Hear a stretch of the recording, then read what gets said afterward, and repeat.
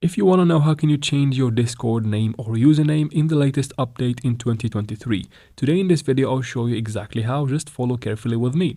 Now first we need to go to your Play Store or App Store, depends on what device you're on, and make sure you have the Discord app updated to the latest version to make sure we are both in the same page.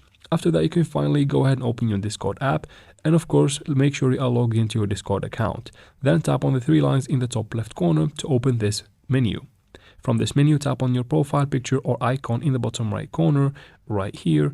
Once you'll be taken here, you might think that you want to tap on the three dots in the top right corner to get the option of changing it. Now, from here you can only copy the username. To change it, tap on account to open the account settings. From here you can tap on maybe display name to go ahead and change your name from here. If you want to change your username, quit and then tap on username right on top of it, and from here you can go ahead and change your username. Just make sure it is available and then tap on save in the top right corner. And that is it for this video, guys. I hope it was useful. Please like and comment down below. Don't forget to subscribe for future videos like this one, and thank you for watching.